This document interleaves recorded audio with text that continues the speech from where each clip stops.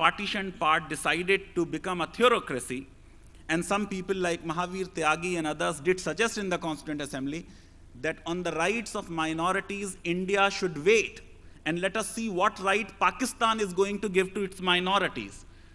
Our founding father said the case of minority rights in India is independent of what Pakistan does to its minorities. And therefore, we have Article 29 and 30, which make a room that you can have an educational institution of secular education, and you can impart religious education there, and it will be a minority education. Therefore, what we need to have, if we want to combine that integration of knowledge, which Akhtarul Wasi was talking about, then the solution is to have more and more minority educational institutions. And it is indeed heartening that in South Kerala we heard, in Karnataka, in Tamil Nadu, in Andhra Pradesh, Shabbir Bhai was talking about so many institutions. We have probably taken full benefit of Article 30. But people in North, because the civil society movement was not that strong, or maybe the effects of partition were far more serious in North, therefore we have not benefited. Now the problem with Article 30 is, and I say it with highest amount of respect, and there are many educationists and educational entrepreneurs sitting here. The right under Article 30 is the right of the community. It is not right of the management. If you look at Andhra Pradesh and several other states, even though we have minority institutions in large numbers, but in these minority institutions, Article 30 has been hijacked by the management. The management may be a Muslim management. I'm not disputing that. But these Muslim seats in Andhra and in Karnataka and elsewhere are sold to non-Muslim candidates who can pay higher fees. Remember that these minority institutions are private entrepreneurs. They have to run their institutions. To run their institution, they need to have the management quota, and then they need to have that some amount of capitation fee. Of course, what capitation fee is not liked by the Supreme Court, but higher fees are there. So much so that in Andhra Pradesh, a geo had to be issued that all minority seats, 100%, are to be filled by the minority students, because the management was selling those seats to non-minorities.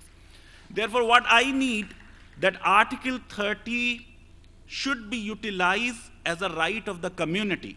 And if we need to that, it is not of much help that we have some private Muslim degree college and medical college and engineering college and dental college. We need government medical colleges for Muslims, and we need government dental colleges.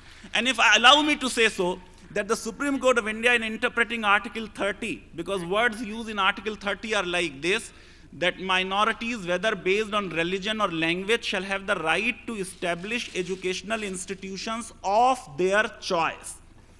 And one has to salute the Supreme Court of India that in interpreting these words, Supreme Court has said of their choice means of their choice. And it is within the power of the minorities to expend their choice as much as they want. In no other country in the world, minorities have the right to establish universities. Minorities have right to set up schools, but not universities. Here, Supreme Court has said educational institution means all educational institution, including a university. It's the other part of the story that the best citadel of minority education, Aligarh Muslim University, has been denied the minority character. But that apart, you have a right to set up any educational institution. And that is why I would urge some of the Muslim entrepreneurs and educationists in the West, in the South, who are into this, you can set up an IIT if you want. You can set up an AIMS or a national law university. Why don't we have a Nalsar of Muslims? You know, that is possible because Constitution gives you that right, and Supreme Court has interpreted that in your way. Now, Aligarh Muslim University or similar government institutions, why they are required? Because their fees are less. Increasingly, it is said in North that Aligarh is losing its sheen, and Aligarh is not that relevant for Muslims. It is not relevant for rich Muslims who can go to rich private minority educational institution. but institutions like Aligarh or Jamia will remain relevant for most Muslim masses because their fees are very less, about 20 rupees a month or 30 rupees a month. Therefore, we need to make a case with the government that all right, in South we have many private minority educational institutions, yet you may not give us reservation because you say that there cannot be a reservation in the name of religion. Of course, our argument has been that Article 15 in Andhra Pradesh High Court has not been properly interpreted, because the crucial word in Article 15 is not religion, race, or caste, or place of birth. It is only. The discrimination should not be only on the basis of religion, but that word has not been given proper interpretation. And true, Akhtarul Wasi Sahib is right, so long you have this 1950 order which says that on conversion you will lose the benefits of reservation. You are having indeed a reservation on the basis of religion. If scheduled caste Hindus are getting reservation only because so long they remain within the fold of Hinduism, it is clearly hit by Article 15. It is heartening to note that last month Supreme Court has given a judgment about Christians that on conversion the discrimination continues, and therefore the benefits of reservation are not to be denied. The matter of Dalit reservation of Christians is in the Supreme Court. But our problem is, Akhtarul Wasi Sahib, some of us, in praising Islam, we say there is no discrimination in Islam. Even in the Constituent Assembly, some of our own leaders, they protested against reservation. They thought that reservation is something bad. We need to understand Islam and Muslims are different. Islam is universal, but the contextual and cultural context of Muslims varies place to place. And let us admit, in India, due to the influence of Hinduism on us, Muslims do have a caste system and all kinds of discriminations which the Hindu lower caste have experienced, the Muslim lower caste are also experiencing. And that is why there is a solid case for reservation. Finally, I would just conclude by saying that there was a commission set up by the UPA government, a National Commission on Minority Education Institutions. And the commission was headed by Justice Siddiqui. The commission has done a great job. Of course, 90% of the minority character certificates by the commission were taken by the Christian institutions, but now commission is headless for several months. I think under the dynamic leadership of Asif Pasha Sahib, we need to resolve today that the MHRD appoints the commission to this, chairman to this commission, because as per law, if you do not have a judicial member in a commission and the commission is exercising quasi-judicial functions, then the decisions of that commission can be challenged and may be bad in law. Two, we need to make a case that you may not give us reservation because you think it is hit by Article 15, but why don't, under the MHRD schemes, open up more female degree colleges in Muslim concentration areas, and open up more colleges and schools in 100 minority concentrated districts. And I believe that the community is to be educated and enlightened about the benefits which we can take under the Right to Education Act. I think we have spent quite a time in saying that whether Right to Education Act will be applicable to Madaris or not. Of course, the government has reacted to it. It is not applicable to Madaris. But we must take full benefit of Right to Education Act and insist not on the minority private institutions, but government institutions at the cost of the government should be set up in our localities. Thank you very much.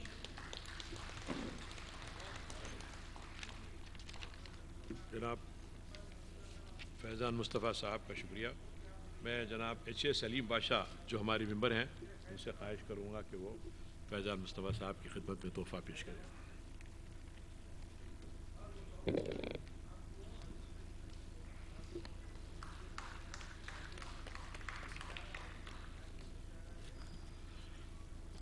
Maulana Azad national Urdu university के pro vice chancellor doctor Khwaja Shahid साहब से मैं दरख्वास्त करता हूँ कि वो इजहार ख्याल फरमाएँ। डॉक्टर ख्वाजा शाहिद साहब।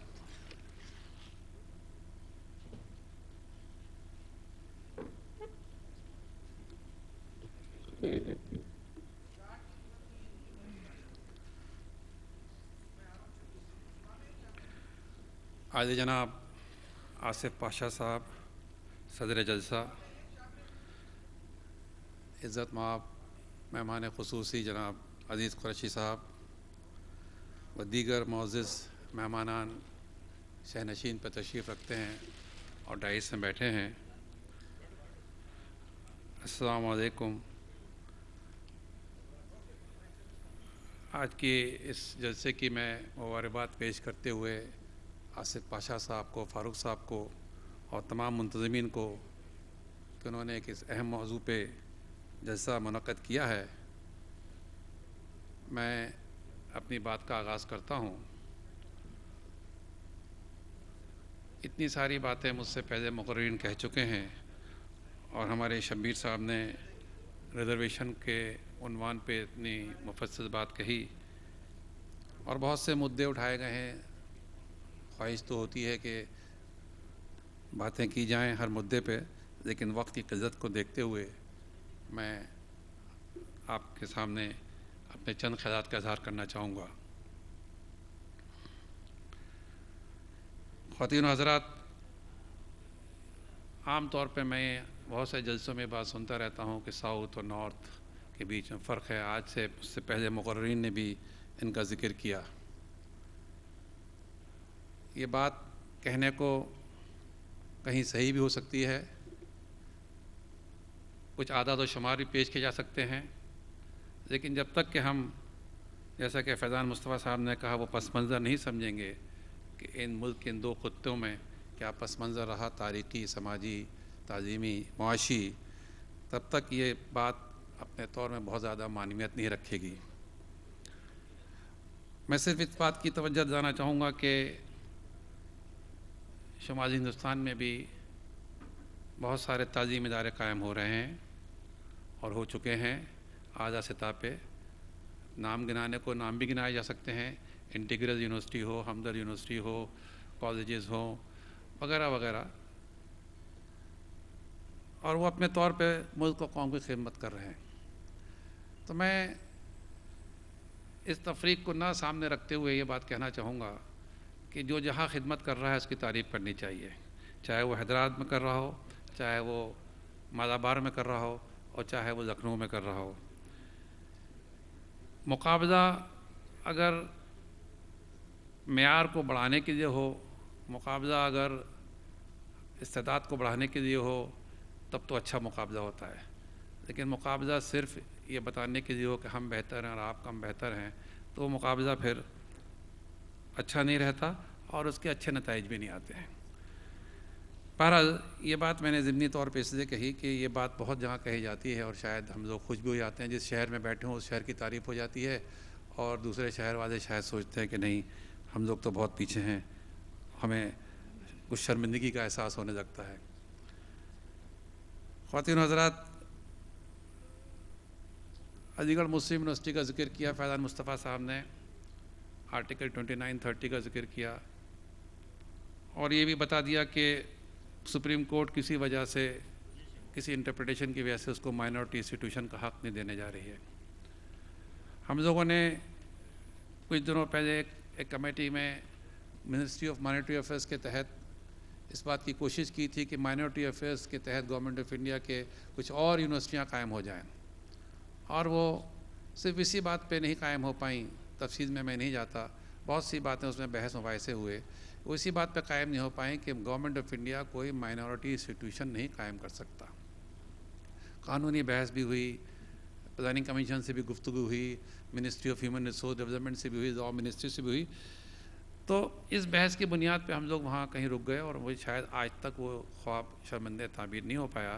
بہت سے وزیر آئے، بہت سے وزیر گئے اور سب اعلان کر کے چلے گئے کہ ایسی یونیورسٹیاں بنیں گی، اجمیر میں بنے گی، کشن گنج میں بنے گی، دوسرے شہر میں میسور میں بنے گی، وغیرہ وغیرہ۔ ہم لوگ اگر یہ سمجھ لیں، اور جس بات کا بھی اشارہ ہوا ریزرویشن کے تعلق سے بھی کہ مذہب کے بنیاد پر ریزرویشن نہیں ہو سکتا ہے، بڑی طویل بحث ہے، ہو سکتا ہے نہیں ہو سکتا۔ وہ شیڈول کاسٹ کا ایک جو جیو ہے اس کے بارے میں بہت لوگ تقریر کرتے ہیں، بار بار کرتے ہیں کہ وہ جیو مذہب کے بنیاد پر ہے، لیکن ایک طے شدہ بات ہے کہ جس کا بھی شبیر صاحب نے بہت تفصیل سے بتایا کہ سپریم کورٹ ہائی کورٹ نے بار بار کہا کہ ریزرویشن جو ہے وہ پچھڑے پن پہ ہوگا، مذہب کی بنیاد پہ نہیں ہوگا. اور وہی سوال وہاں بھی آتا ہے جس کا میں ذکر کر رہا ہوں کہ وہ پچھڑا مذہب کی بنیاد پہ یا مائنورٹی کے اسٹیٹس کے نام پہ گورنمنٹ حکومت کالج یہاں بنا نہیں سکتی. اب فیضان صاحب کہہ رہے ہیں گورنمنٹ سے ہی بنوائیے. اب میں نہیں سمجھتا گورنمنٹ سے وہ مائنورٹی انسٹیٹیوشن بنوا پائیں گے یا نہیں بنوا پائیں گے، لیکن بہرحال آج کی پوزیشن یہ ہے کہ منسٹری آف مائنورٹی افیئرس نے بہت کوشش کری، وہ 3 یونیورسٹیاں نہیں بنوا پائیں. لیکن میں آپ کی توجہ اس طرف مضبوط کرانا چاہ رہا ہوں کیونکہ یہ بات نکلی ہے اور آزاد تعلیم سے تعلق ہے، یونیورسٹی سے تعلق ہے، کہ سچر کمیٹی جس کا ہم بہت ذکر کرتے ہیں اس کی ایجوکیشن پہلو کو کیسے امپلیمنٹ کیا جائے اس پہ غور کرنے کے لیے ایک کمیٹی بنی تھی. اس کو عرف عام میں فاطمی کمیٹی کہتے ہیں. اور فاطمی کمیٹی نے بہت تفصیل میں جا کے کچھ سفارشات کی تھی اور جو حکومت اس وقت کی حکومت نے منظور کی ہوئی ہیں.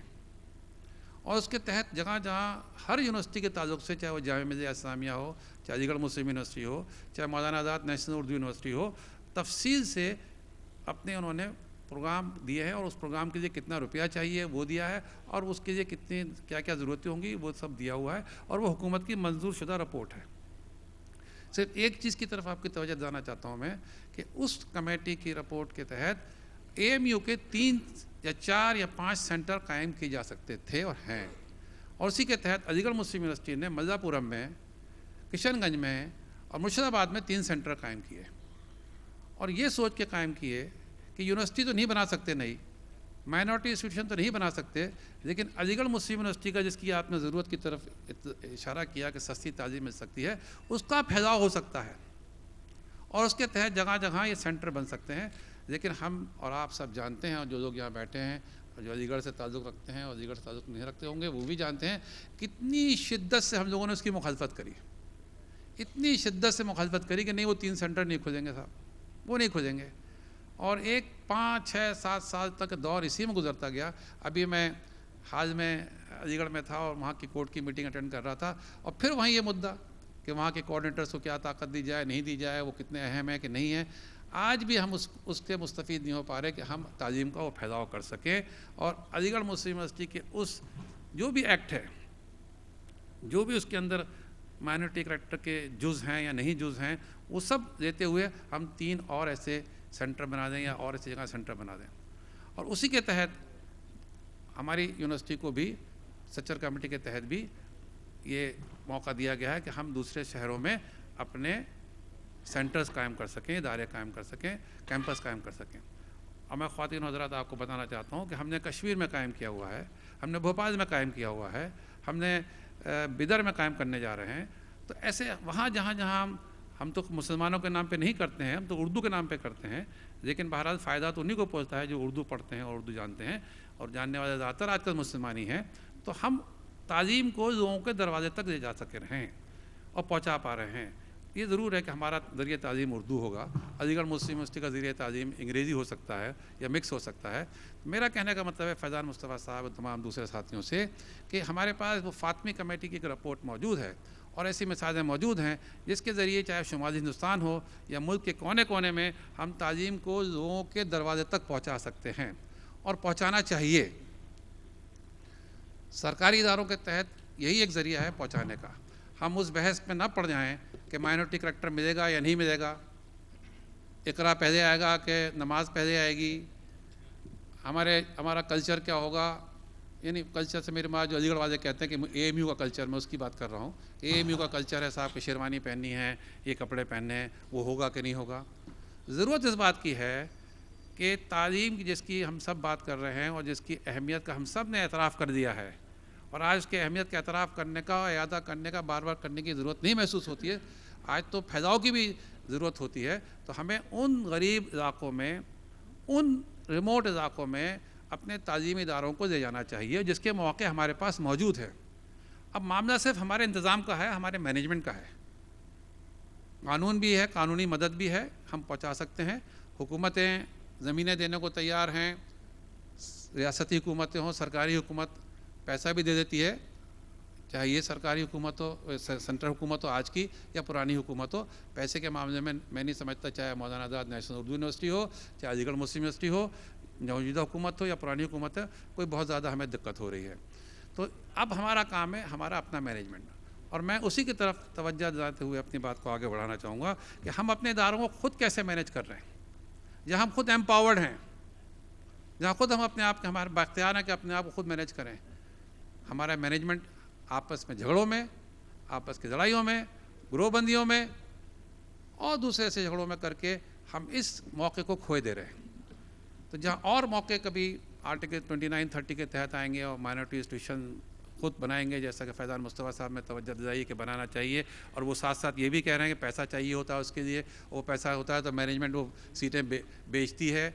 وہ ساری مشکلات ہیں پرائیویٹ انسٹیٹیوشن چلانے کے لیے، اور بالکل صحیح اور جائز مشکلات ہیں. اور بہت سے ایسے مائنورٹی انسٹیٹیوشن کی سیٹیں ہیں جو مائنورٹی کوٹے کی خالی ہیں، چاہے وہ الفضا یونیورسٹی ہو دلی کے پاس، چاہے وہ B S Abdur Rahman university Chennai کے پاس ہو. مائنورٹی کوٹے کی سیٹیں خالی پڑی رہتی ہیں کیونکہ اتنے پیسے دینے والے بچے وہاں نہیں مل پاتے ہیں، اور نتیجاً پھر وہ دوسروں کو دیتے ہیں، جیسے فیضان مصطفیٰ صاحب نے کہا. وہ مسائل ہیں، اس پہ تفصیل سے غور کرنے کی بات ہے کہ پرائیویٹ مائنورٹی انسٹیٹیوشن چلانے کے لیے کیا کیا مشکلات پڑتی ہیں، اور خاص طور سے معاشی اور فائنینشلس کی. بہرحال یہ میں توجہ اس سے مبذول کرا رہا ہوں آپ سب کی کہ اس فورم سے ہم کوشش کریں کہ فاطمی کمیٹی کا فائدہ اٹھائیں. اور فاطمی کمیٹی کا میں نام بار بار اس لیے رہا ہوں کہ وہ ایک ڈاکومنٹ بنا ہوا ہے اور حکومت کی طرف سے منظور شدہ ہے، کہ اس کے تحت ہم جتنی یونیورسٹی ہیں، چاہے مولانا آزاد اردو یونیورسٹی ہو، چاہے علی گڑھ مسلم یونیورسٹی ہو، چاہے جامعہ ملیہ اسلامیہ ہو، ہم اس کے پھیلاؤ کے لیے کوشش کریں. ہم آپس کے جھگڑوں کی وجہ سے، یہ وائس چانسلر ہمیں پسند نہیں ہے، عزیز صاحب ہمیں پسند نہیں تھے تو ان کے خلاف CBI کی انکوائری لگا دی ہم نے، اور نتیجہ یہ ہوا کہ جو کام کر سکتے تھے وہ نہیں کر پائے. کوئی اور وائس چانسلر ہمیں پسند نہیں ہے کہ وہ شمال کا ہے، کہ حیدرآباد کا ہے، کہ وہ چنئی کا ہے. ان جھگڑوں میں ہم پھنس جاتے ہیں، اور نتیجہ یہ ہوتا ہے کہ ہمارا اپنا انتظامی ڈھانچہ، ہمارا انتظامی نظام ہمارا ہاتھ پکڑے روکتا ہے، ہمیں آگے نہیں بڑھنے دیتا ہے، اور جو مواقع کہیں نہ کہیں موجود ہیں ہم اس کو کھو دیتے ہیں اور کھو رہے ہیں. وی میں مس دا بس. اور پھر ہو سکتا ہے وہ کہیں سرکار کے شیلف میں اس پہ ڈسٹ پڑ جائے اور رپورٹیں پھر کہیں کسی کو معلوم بھی نہ ہو. میری گزارش ہوگی اس فورم سے کہ ہم اس کو توجہ کریں اور اپنے تعلیمی اداروں کو جہاں پھیلا سکتے ہیں ان کو پھیلائیں. ساتھ میں جس بات کی توجہ پہ میں اصرار کروں گا یہاں پہ، پھیلاؤ کے ساتھ ساتھ معیار کی بات کرنا میں چاہوں گا کہ پھیلاؤ میں، اس کے ایکسپینشن میں، اس کی کوانٹٹی میں ہمیں کوالٹی کو نہیں کھونا ہے. یہی بات کی توجہ میں آپ کو دوسری بات جو میں یہاں کہنا چاہوں گا یہاں کھڑے ہو کے آپ کے سامنے، کہ بہت سی باتیں ہم جذباتی کہہ سکتے ہیں، قرآن کے حوالے دے سکتے ہیں، عصری اور جدید تعلیم کے حوالے دے سکتے ہیں، وغیرہ وغیرہ. بہرحال فیضان مصطفیٰ صاحب نے بہت اچھی بات کہی کہ ہم نے جب سے اجتہاد کے دروازے بند کر دیے اور جن کو نام ہم دیتے ہیں حکیم بولی سینا کتاب کا حوالہ دیتے ہیں، ان کی سوچ کو ہم نے کچل دیا اور ان کی سوچ کو ہم نے آگے نہیں بڑھنے دیا. ان کو ہم نے ان کے ساتھ کیا، حکیم بولی سینا کے ساتھ ہم نے کیا رویہ رکھا، ہم وہ تو بھول جاتے ہیں. تو ہم امید وہی کرتے ہیں کہ ہم ترقی کریں گے.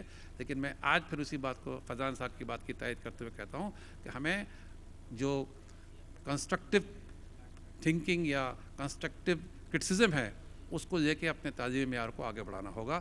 ہمیں اپنے تعلیمی اداروں کی سوچ میں اتنی وسعت دینی ہوگی، چاہے وہ علی گڑھ مسلم یونیورسٹی ہو اور چاہے وہ مولانا آزاد نیشنل اردو یونیورسٹی ہو، چاہے وہ جامعہ ملیہ ہو.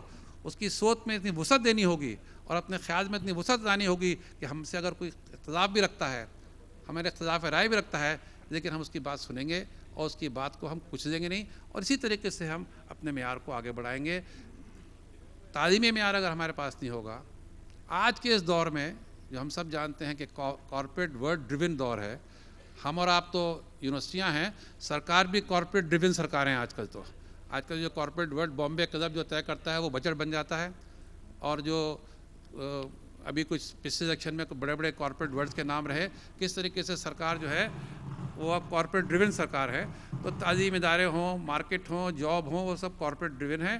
اس میں تعصب اگر ہوگا تو صرف معیار کا تعصب ہوگا، اس میں تعصب مذہب کے بنیاد پہ نہیں ہوگا، اس میں تعصب معیار کی بنیاد پہ ہوگا.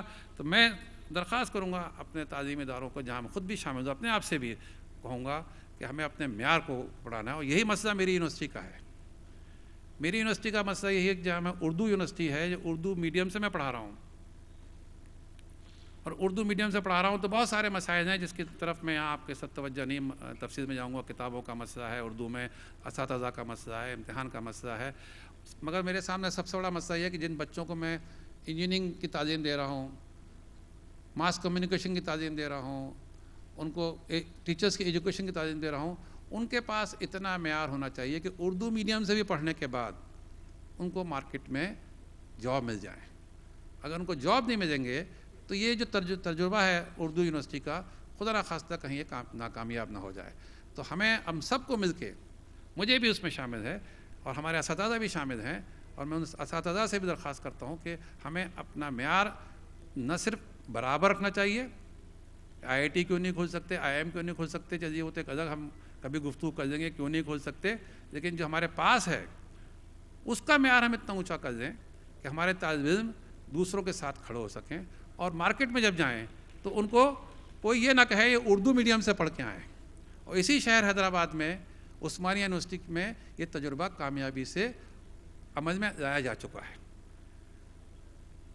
اگر ہم نے یہ تجربہ اس بار پھر آزادی کے بعد جو پہلی بار تجربہ اردو میڈیم سے تعلیم کا ہوا ہے، آزادی سے پہلے عثمانیہ یونیورسٹی کا تجربہ تھا، اگر یہ پھر کہیں خدا نخواستہ ناکامیاب ہو گیا، جیسے کہ عثمانیہ ناکامیاب ہوئی کسی وجوہات سے، تو یہ اردو کے ذریعے تعلیم کا جو ایک بڑا خواب ہے یا یہ کوشش ہے، یہ ہمارے لیے ایک سوالیہ نشان بن جائے گی۔ میں یہ درخواست اس لیے کر رہا ہوں کہ ہمیں ان سب کے ساتھ ساتھ جو ابھی بہت سے لوگ، شبیر صاحب نے بھی توجہ مبذول کرائی کہ بہت سے لوگ کہتے ہیں کہ اردو یونیورسٹی میں بہت سے نان اردو والے ہیں، میں ان کو خیر یہاں سے یقین دلانا چاہوں گا کہ حقائق اس سے بالکل برخلاف ہے، لیکن میں اس کے ساتھ یہ کہنا چاہوں گا کہ کیا ہم اردو یونیورسٹی میں انگریزی نہیں پڑھائیں؟ کیا اردو یونیورسٹی میں ہم کمپیوٹر سائنس نہیں پڑھائیں؟ کیا اردو یونیورسٹی میں بایو ٹیکنالوجی نہیں پڑھائیں؟ کیا اردو یونیورسٹی میں ہم نینو ٹیکنالوجی نہیں پڑھائیں؟ صرف اردو یونیورسٹی میں کہ ہم اردو ادب پڑھائیں یا اردو لٹریچر پڑھائیں یا فارسی ادب پڑھائیں؟ یقیناً ایسا نہیں ہوگا، یقیناً ایسا آپ لوگ بھی نہیں چاہیں گے، یقیناً یہ مقصد کہ اردو یونیورسٹی بنانے والوں کا بھی نہیں ہوگا۔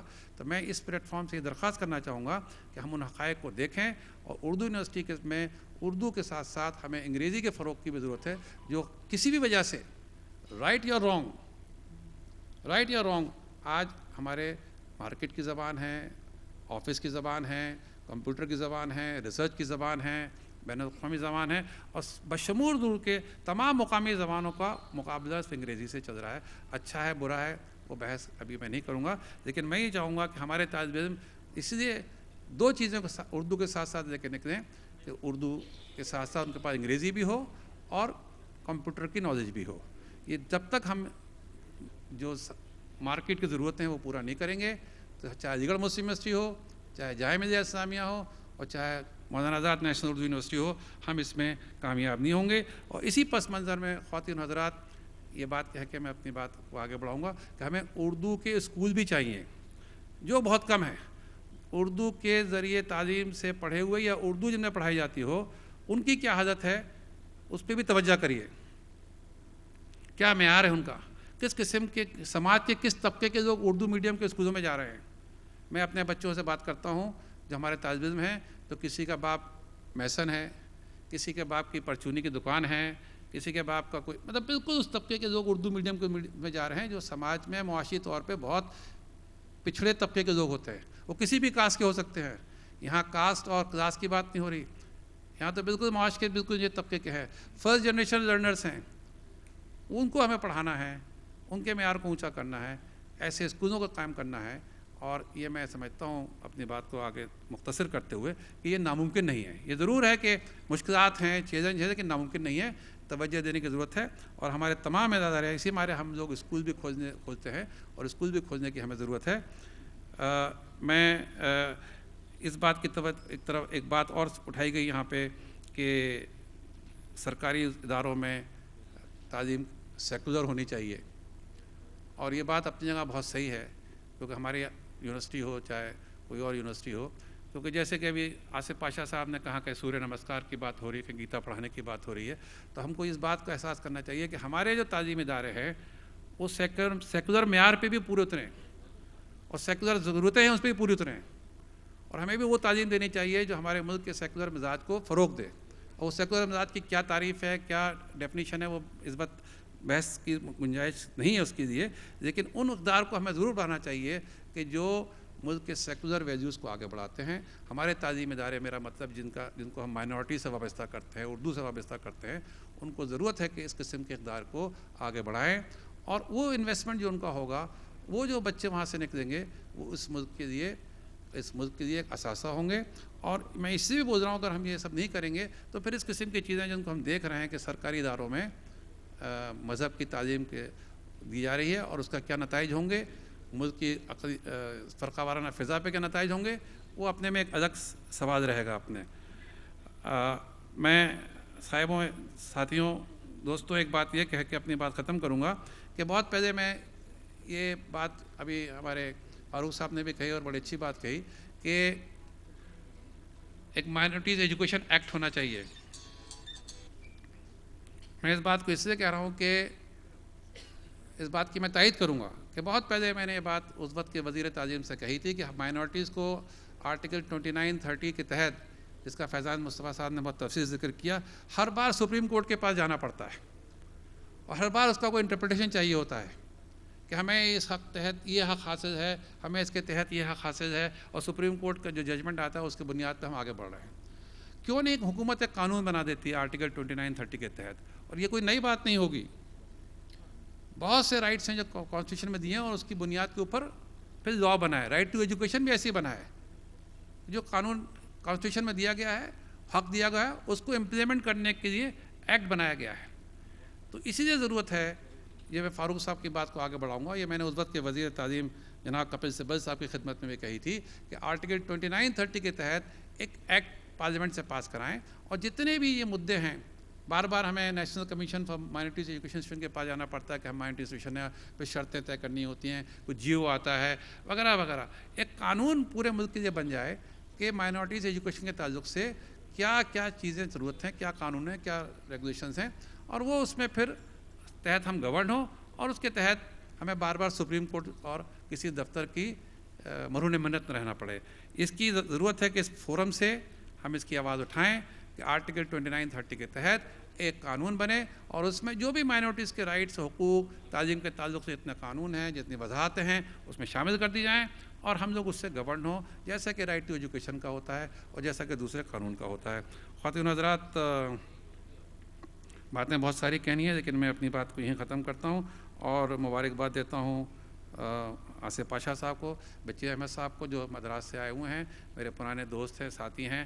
ہم لوگ بہت طویل عرصے سے AIMS سے میرا وابستگی ہے، ان کی وابستگی ہے، اور کوشش یہی رہے گی کہ ہم اس فورم کے ذریعے تعلیم کی جو مہم ہے، جو تحریک ہے، اس کو آگے بڑھاتے رہیں، اور آپ لوگوں کے تعاون سے میں یقین ہے کہ ہم حیدرآباد میں بھی کامیاب ہوں گے اور ملک کے دوسرے کونوں میں بھی کامیاب ہوں گے، اور ہمیں یہ کہنے کا موقع کل کو نہیں ہوگا کہ حیدرآباد میں یہ ہو رہا ہے اور لکھنؤ میں یہ نہیں ہو رہا ہے، یا لکھنؤ میں یہ ہو رہا ہے، حیدرآباد میں نہیں ہو رہا ہے۔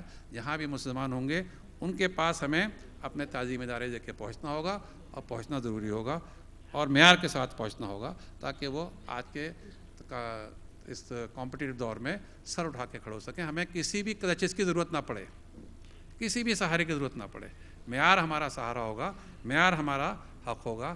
انہی بات کے ساتھ میں اپنی بات ختم کرتا ہوں۔ بہت بہت شکریہ۔ ایک سیکنڈ، جناب کے معیز صاحب جو ہمارے ممبر ہیں، میں ان سے خواہش کروں گا کہ وہ پروفیسر خواجہ شاہد صاحب کی خدمت میں مومنٹو پیش کریں۔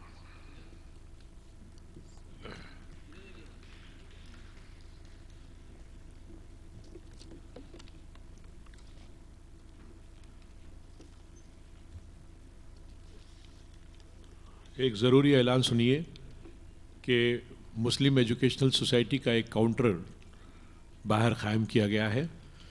اس سوسائٹی کے رکنیت کے لیے آپ سب کو پیشکش کی جا رہی ہے۔ اس کا سالانہ چندہ 250 روپے ہے، اور اس کی لائف ممبرشپ 2500 ہے۔ جو حضرات مسلم ایجوکیشنل سوسائٹی کے مقاصد اور اس کے پروگرام سے متفق ہیں وہ ممبر بن سکتے ہیں۔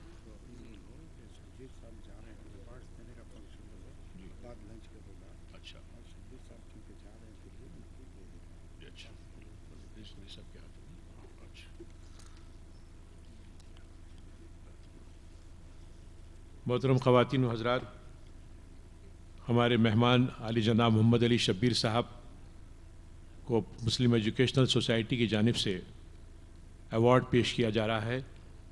جو ان کی غیر معمولی خدمات کے اعتراف میں ہے، اور خاص طور پر جیسا کہ ہم نے صبح بھی کہا کہ مسلمانوں کے لیے تحفظات کی جنگ جو انہوں نے شروع کی ہے اور جو جاری ہے، اس سلسلے میں ان کی خدمات، ان کی کوششیں، ان کی کاوشوں کو ہم خراج تحسین پیش کرتے ہوئے مسلم ایجوکیشنل سوسائٹی یہ ایوارڈ پیش کر رہی ہے۔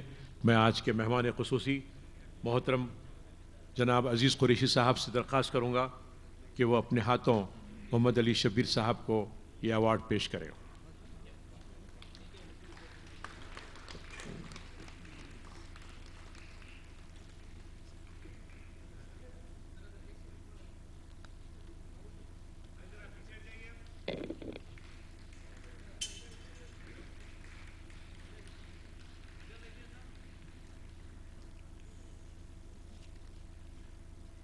Next session.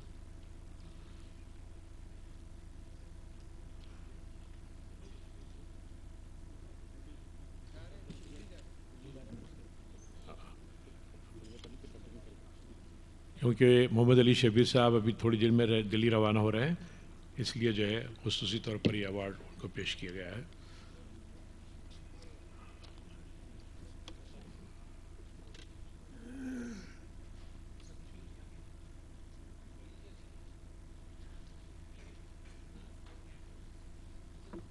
سوسائٹی کی ایک ریسپیکٹیبل ممبر فاطمہ شہناز، میں ان سے خواہش کروں گا کہ وہ ڈائس پر آ جائیں۔ فاطمہ شہناز۔ اب ہماری کانفرنس کی ایک اور اہم مقرر شمینہ شفیق دلی سے تشریف لائی ہیں۔ یہ national commission for women government of India کی رکن رہ چکی ہیں اور مسلم خواتین میں مختلف قسم کی ویلفیئر ایکٹیویٹیز، سماجی بھلائی اور دوسرے تعلیمی سرگرمیوں میں یہ بہت ہی متحرک ایکٹیو ہیں۔ میں ان سے خواہش کرتا ہوں کہ وہ مخاطب فرمائیں۔ شمینہ شفیق صاحبہ۔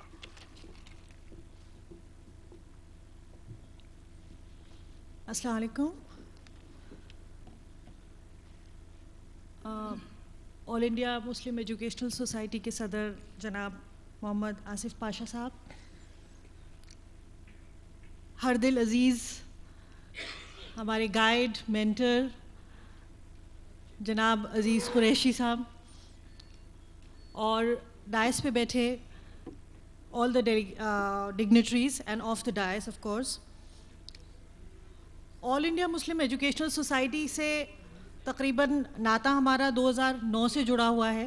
پہلی مرتبہ ممبر بنے تھے ہم یو پی میں، اس کے بعد as a member NCW I had the opportunity of attending the first conference in Jaipur, جہاں پر بہت کچھ جاننے کو اور سمجھنے کو ملا تعلیم کے نظر سے، خاص طور سے آل انڈیا مسلم ایجوکیشنل سوسائٹی کس قسم کا کام کر رہی ہے اور کس قسم کا کام ہسٹوریکل کیرلا اور سدرن اسٹیٹس میں ہوا ہے۔ The first thing that I wanted to do after becoming a member of the National Commission for Women was I wanted to see کہ ملاپورم جس کی اتنی باتیں ہم نے سنی تھی، وہاں پر کس قسم سے جو چینجز آئے ہیں وہ کیا ہیں اور کس نے ہوئے۔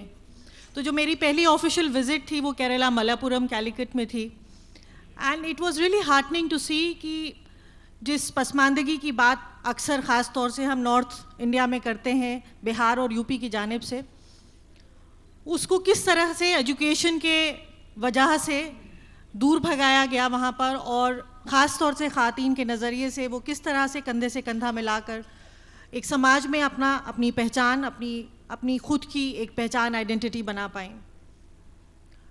پھر سے واپس ایک بات پر آنا چاہتی ہوں، کیونکہ 3 سال لگ بھگ بلکہ اس سے زیادہ ایکٹیویزم کے دور سے صرف اور صرف خواتین کے جو پریشانیاں ہیں، ان کی جو جتنی بھی تکلیفیں ہیں، ان سے روبرو ہونے کا موقع ملا، ان کو سمجھنے کا، کچھ حد تک اس کے لیے کام کرنے کا موقع ملا، اور جتنی بھی کانفرنسز، جتنی بھی کنسلٹیشنز، جتنے بھی سیمینارز ہوئے ہیں، حیدرآباد میں بھی کافی ہوئے ہیں، مولانا آزاد نیشنل یونیورسٹی میں خواجہ شاہی صاحب کی سپورٹ کی وجہ سے کئی کانفرنسز ہوئے ہیں، سب میں صرف اور صرف ایک بات نکل کر آتی ہے کہ تعلیم اور صرف تعلیم ہے جو عورتوں کی پسماندگی خاص طور سے دور کر سکتی ہے، اور عورتوں کے نظریے سے پھر پوری فیملی کی اور پورے معاشرے کی۔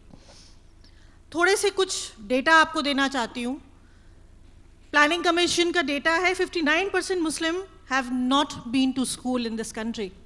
59% بہت بڑا परसेंटेज मुस्लिम बच्चियों का है जो कभी स्कूल की शक्ल जिन्होंने नहीं देखी है। उसके बाद अगर हम बात करते हैं 14% महिलाएं खातीन अनऑर्गेनाइज सेक्टर में कंट्रीब्यूट कर रही हैं इंडियन इकोनॉमी को, मगर फिर भी उनके पास तालीम जैसा इम्पॉर्टेंट टूल नहीं है।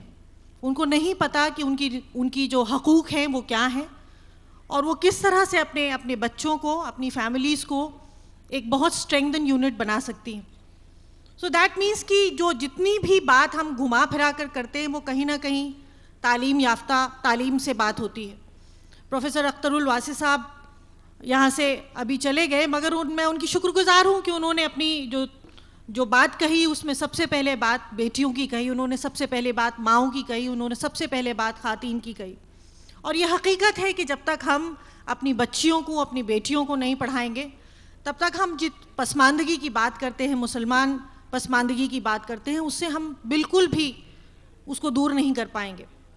और उसको हम किस तरह से, बहुत सारी बात यहाँ बहुत एनलाइटेंड लोग बैठे हैं, एजुकेशन के जानिब से रिजर्वेशन की बात हुई, इंस्टीट्यूशनलाइजेशन की बात हुई, बात यूनिवर्सिटीज़ के इस्टेब्लिशमेंट की हुई, स्कूल्स के इस्टेब्लिशमेंट की हुई। सो मैं उन चीज़ों पे वापस नहीं जाना चाहती because my basically interest is women and their problems.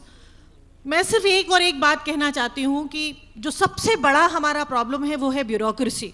जितना मैंने नज़दीकी से समझा है, हम लोगों को अगर अपनी बात समझ में नहीं आती है तो उसकी वजह है क्योंकि ब्यूरोक्रेसी में हमारी जो परसेंटेज है, हमारी जो नुमाइंदगी है वो बहुत मिनिमम है। और उस नुमाइंदगी को हम किस तरह से बढ़ा सकते हैं।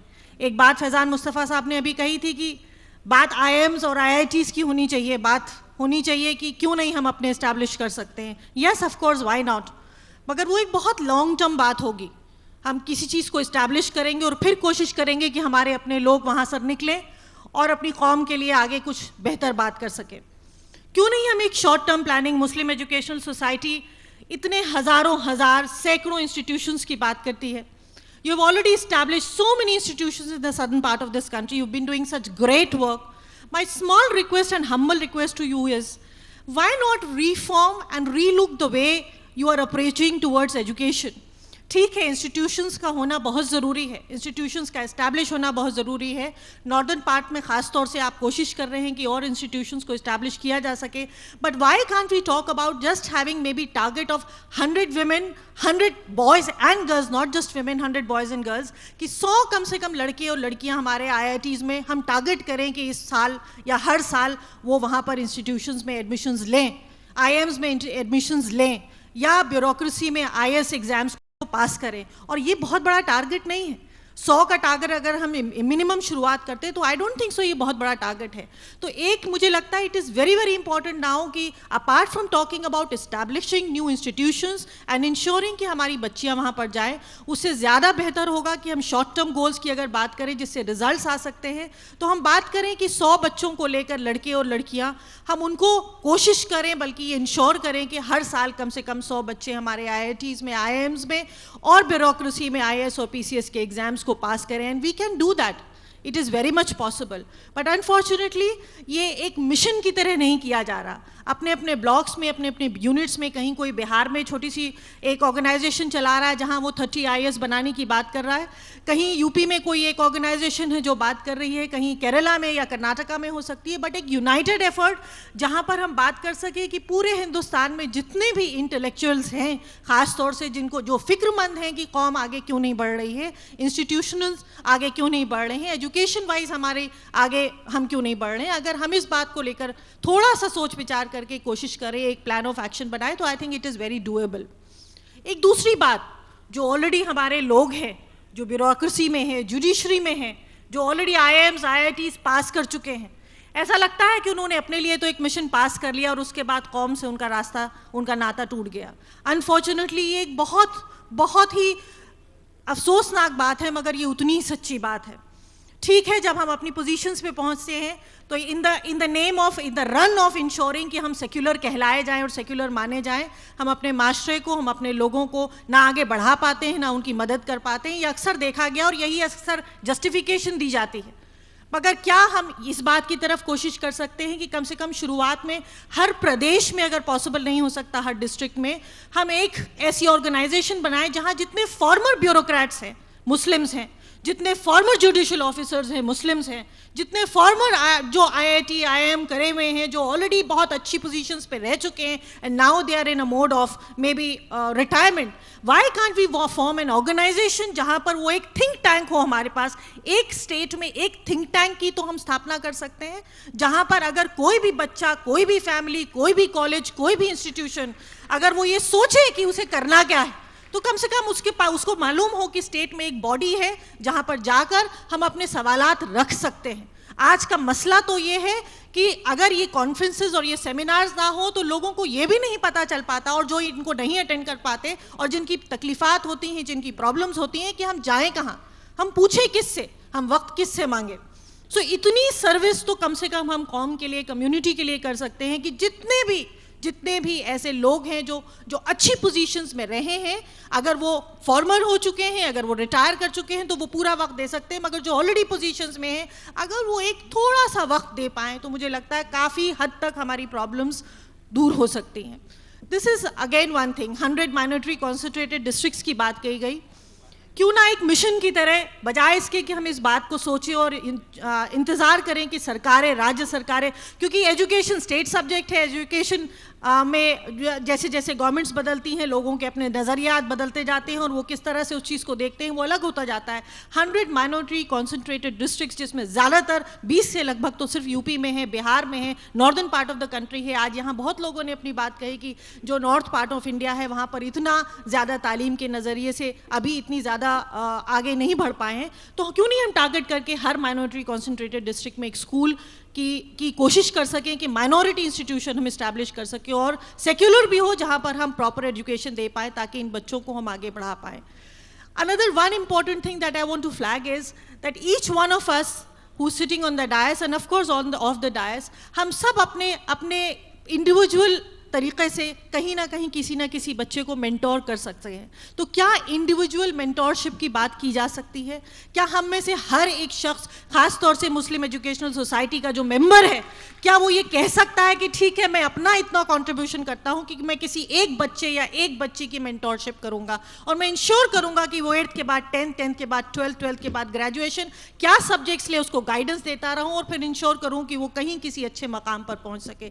مجھے لگتا ہے ایک میری ہمبل سی ریکویسٹ ہے کہ اگر ان 3-4 پوائنٹس پہ خاص طور سے آل انڈیا مسلم ایجوکیشنل سوسائٹی اگر تھوڑی سی اپنی توجہ دے تو مجھے لگتا ہے کہ ہمارے بہت سارے حالات بدل سکتے ہیں اور سال بھر کے بعد انشاءاللہ پھر جب ہم ملیں تو ہم ان باتوں کے ساتھ ملیں کہ یہ ریزلٹس آئے ہیں اور یہ کام ہم کر پائے ہیں. اسی کے بعد ساتھ میں ایک چھوٹی سی ریکویسٹ اور کرنا چاہتی ہوں. I come from U P, I wish to work in U P, اور میں اپنی چھوٹے سے ایک انسٹیٹیوشن کے ساتھ کوشش کرتی چلی آ رہی ہوں کام کرنے کی. I would request and would be very please to be associated with the Muslim educational society in a big way and ensure کہ بہار اور یو پی اینڈ راجستھان جیسے اسٹیٹس پہ ایجوکیشنل انسٹیٹیوشنز اور قائم ہو سکے. شکریہ.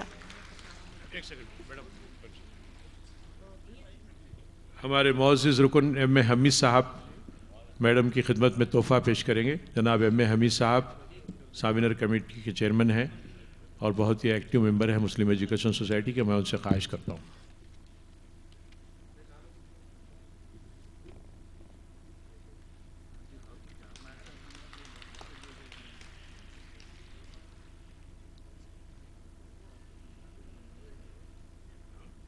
یہ ہم سب کے لیے انتہائی مسرت کی بات ہے کہ ڈاکٹر وزارت رسول خان صاحب کے صاحبزادے جناب محمد شاہ عالم خان صاحب ایم ٹیک صدر نشین شاداں ایجوکیشنل سوسائٹی و شاداں گروپ آف تعلیمی ادارہ جات ہماری دعوت پر یہاں پر تشریف لائے ہیں. میں ان سے خواہش کروں گا کہ وہ اس کانفرنس کو مخاطب کریں.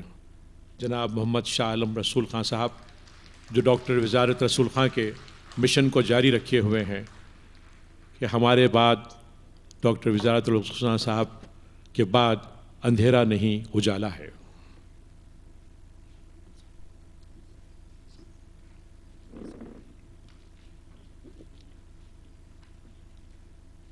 Respected Asif Pasha Sahab, President All India Muslim Educational Society, dignitaries sitting on the dais, distinguished guests, a very good afternoon to all of you. First of all, I would like to thank Asif Pasha Sahab and the members of All India Muslim Educational Society for organizing this conference in memory of my late father, Dr. Muhammad Wizarat Rasul Khan Sahab.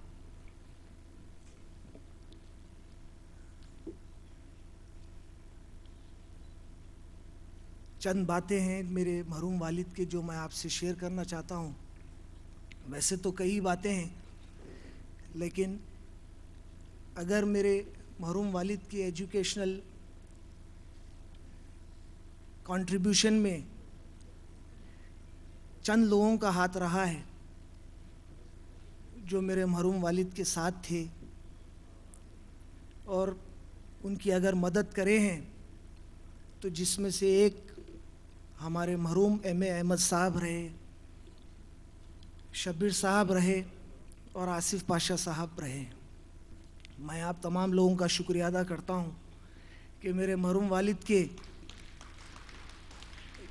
جو educational contribution رہا ہے institutions کے تعلق سے, ان میں یہ تین لوگوں کا اہم رول رہا ہے.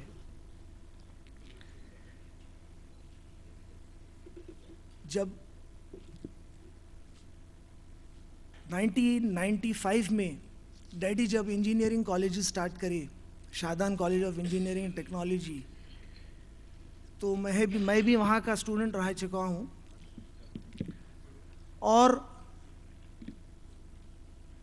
اس ٹائم پر میرے مرحوم والد گورنمنٹ کی فیس 3,750 روپے تھی.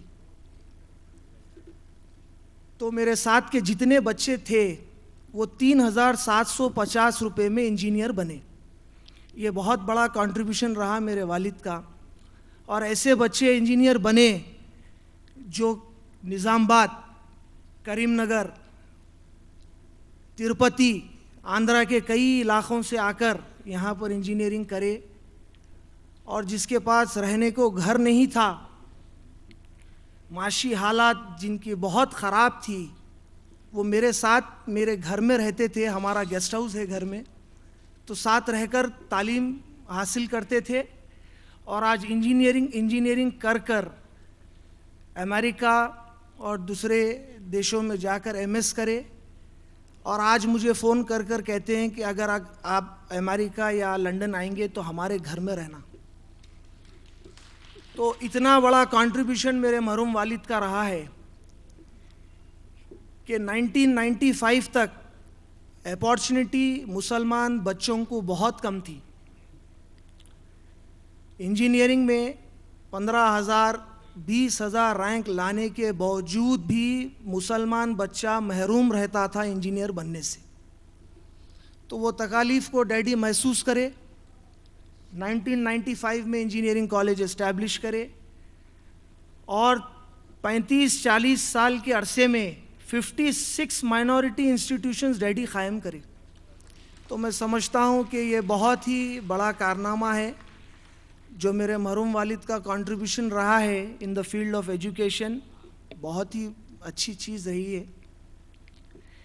2005-06 میں جب میڈیکل کالج شادان ڈیڈی قائم کرے تو محسوس کرے کہ 160 بچوں میں 120 سے 130 مائنورٹی بچیاں ہیں, جس کا پرسنٹیج انٹرمیڈیٹ میں 96, 97, 98% مارکس ہے, اور 140 بچیاں ہیں.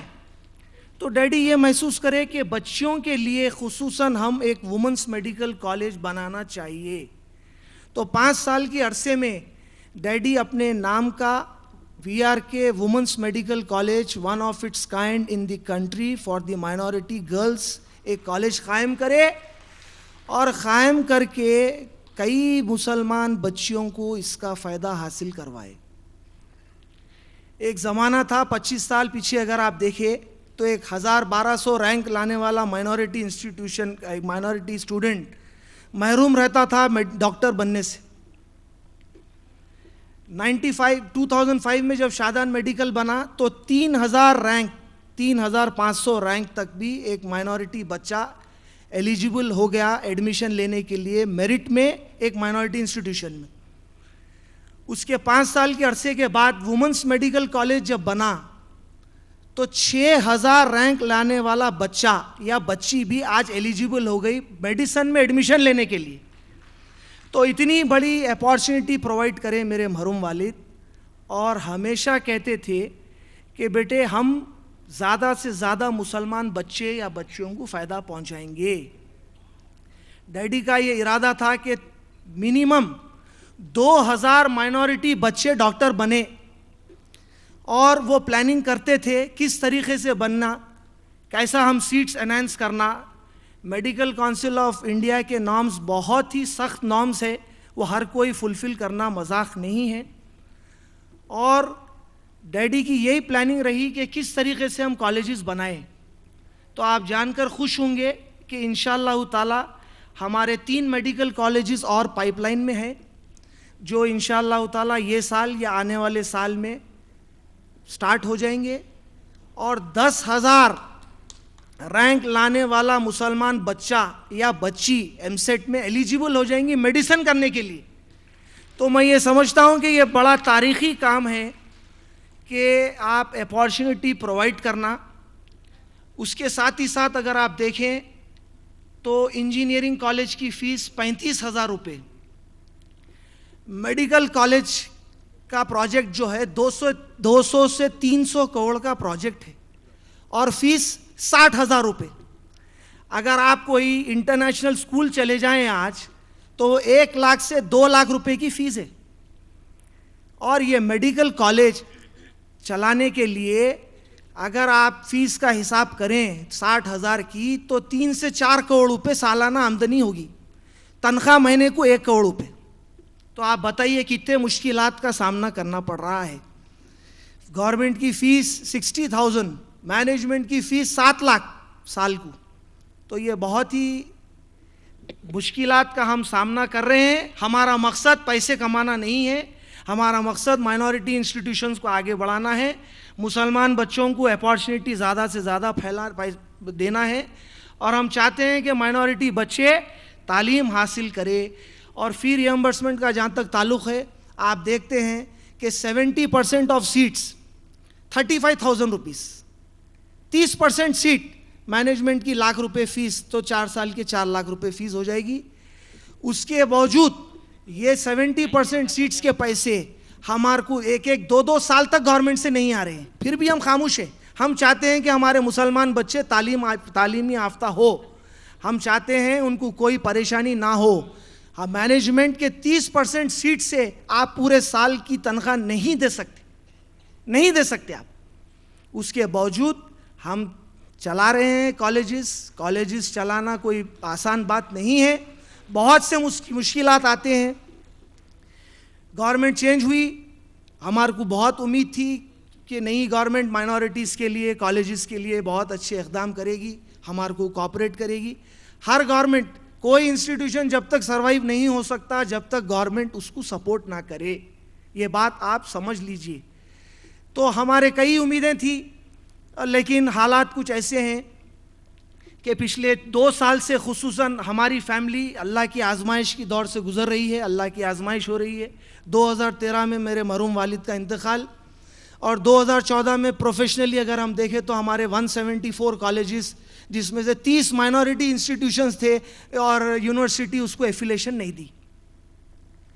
اس کے بعد ہم سپریم کورٹ گئے, کئی ریپریزنٹیشن گورنمنٹ کو دیے. اس کے بعد ہم ہائی کورٹ اپروچ ہوئے, ہائی کورٹ کا آرڈر ہمارے فیور میں آنے کے باوجود وہ آرڈر امپلیمنٹ نہیں ہوا. فرسٹ فیز آف کاؤنسلنگ میں ہمارے کو انکلوڈ نہیں کرے, جس میں سے ہمارا Shadan women's college of engineering and technology تھا. 400 مسلمان بچیاں جو وومنس ایجوکیشن پریفر کرتے ہیں, وومنس کالج پریفر کرتے ہیں, وہ ایڈمیشن لینے سے محروم ہو گئے فرسٹ فیز آف کاؤنسلنگ میں. تو کئی ٹیلی فونز آئے کہ صاحب کیا ہوا, آپ ہماری بچی, ہم کو ایجوکیشن میں نہیں پڑھانا چاہ رہے, ہم ہماری بچی کو آپ کے women's education, women's engineering college میں پڑھانا چاہتے ہیں.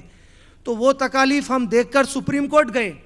سپریم کورٹ جا کر ہم آرڈر حاصل کرے, اور مسلمانوں کی دعاؤں کی وجہ سے ہم سیکنڈ فیز آف کاؤنسلنگ کرائے اور 2 سے 3 ہزار مسلمان بچوں کو فائدہ پہنچائے. تو میں سمجھتا ہوں یہ ایک تاریخی کام ہے, اور اس کے باوجود کئی مسائل روز پیدا ہو رہے ہیں, لیکن ہم اللہ کی ذات پہ بھروسہ کرتے ہیں, اور انشاءاللہ تعالی ہم یہ سمجھتے ہیں کہ 56 انسٹیٹیوشنز میرے مرحوم والد کو ایسی نہیں ملے, جد و جہد کرنا پڑا اور کئی مشکلات کا سامنا کرنا پڑا, اور ہم انشاءاللہ تعالی اسی طریقے سے میرے مرحوم والد جس طریقے سے کام کرتے رہے ہیں ہم بھی کام کریں گے. 4 بھائی اور ہمارے وائس چیئرمین صاحب اعزاز الرحمان صاحب, اور ہم کام کریں گے, اور مسلمانوں کے لیے جو جو فائدے مند چیزاں ہیں ہم اس کو لائیں گے, اور چاہے وہ انجینئرنگ ہو, میڈیکل ہو, پیرامیڈیکل ہو, KG سے PG کا ایجوکیشن ہو, ہم محنت کریں گے. یہ تھوڑے وقتیائی پریشانی ہے, انشاءاللہ ہمارے کو اللہ کی ذات پہ پورا بھروسہ ہے, یہ ہم جلد سے جلد اس کو ہم ٹھیک کریں گے, اور آنے والے سال سے اور محنت کریں گے, اور ہمارے مرحوم والد کا نام ہم روشن کریں گے. میں ہم تمام لوگوں کا شکریہ ادا کرتا ہوں جنہوں نے آج یہاں پر آ کر میرے مرحوم والد کی کانفرنس کو اٹینڈ کیا. بے حد شکریہ. Thank you very much.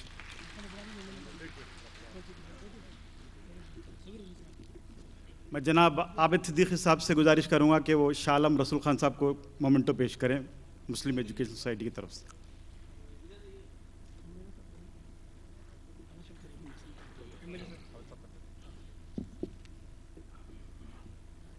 قدری assembly حلقے کے رکن اسمبلی جناب چاند بادشاہ صاحب یہاں پر تشریف لائے ہیں. ہم ان کا خیر مقدم کرتے ہیں اور ان سے خواہش کرتا ہوں کہ وہ ڈائس پر تشریف لائیں. جناب چاند بادشاہ صاحب. اب ہمارے ایک اور مہمان جناب ظفر جاوید صاحب جو سلطان علوم ایجوکیشن سوسائٹی کے اعزازی سیکریٹری ہیں, ممبر court Aligarh Muslim university ہیں, national convener Islamic development bank, chairman federation of AP minority educational institutions, اور member national minorities committee for monitoring committee for minorities, ministry of minority affairs, government of India. جناب ظفر جاوید صاحب کی کافی تعلیمی خدمات ہیں اور وہ ایک درد مند اور دھڑکتا دل رکھتے ہیں, اور گزشتہ کئی برسوں سے مسلمانوں کی تعلیم خاص طور پر اعلیٰ تعلیم کے سلسلے میں اب بہت ہی بے لوث اور غیر معمولی خدمات پیش کرتے رہے ہیں. میں جناب ظفر جاوید صاحب سے خواہش کروں گا کہ وہ تشریف لائیں اور مخاطب فرمائیں.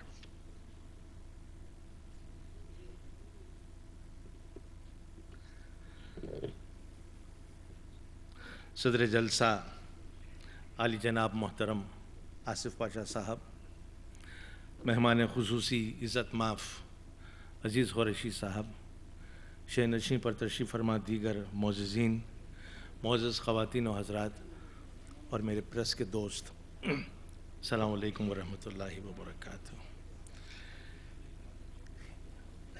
آج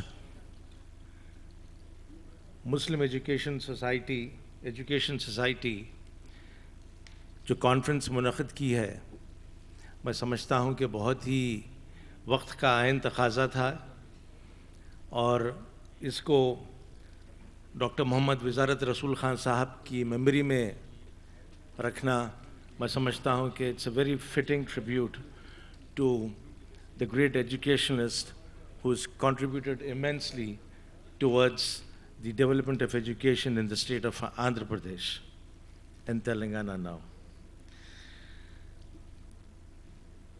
میں وقت کا تقاضا اس لیے کہا کیونکہ ہم کو آج مسلم اقلیت کے حالات کو, ملک کے موجودہ حالات میں دیکھنا ہوگا کہ ہم کن دشواریوں سے گزر رہے ہیں, اس کا انجام کیا ہو سکتا ہے اور اس کا حل کیا ہے.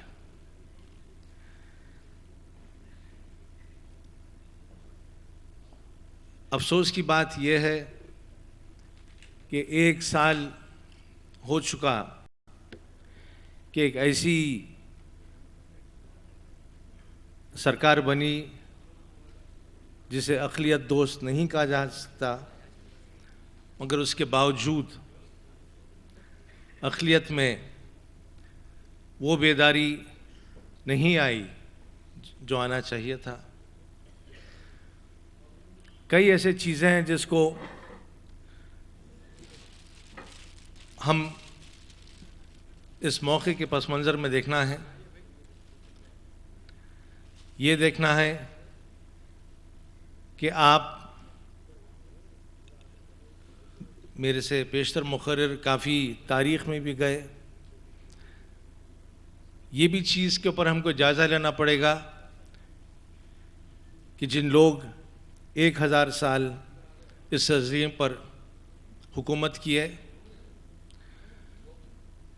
وہ 60 سال میں رنگناتھ مشرا اور جسٹس راجندر سچر کمیٹی کے فائنڈنگز کے بنا پر وہی قوم سب سے زیادہ پچھڑی کیسی ہو گئی.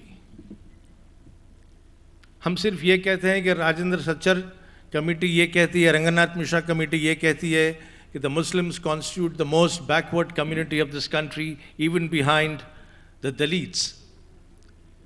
That is a statement of a fact.